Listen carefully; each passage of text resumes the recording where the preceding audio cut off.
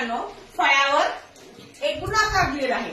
तर आपण गुणाकार शिकलेलो आहोत, पण आज आपण हा गुणाकार एका वेगळ्या पद्धतीने करायचा आहे, करणार आहोत. आपल्याला नवीन विषय आवडावा हाच उद्देश.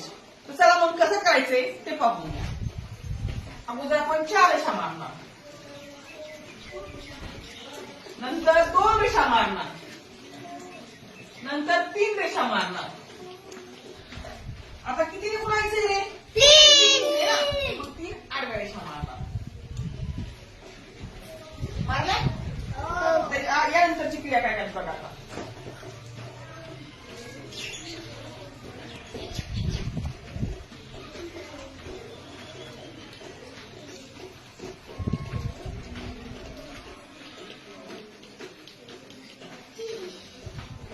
1 2 3 4 5 6 7 8 9. 1 2 3 4 5 6.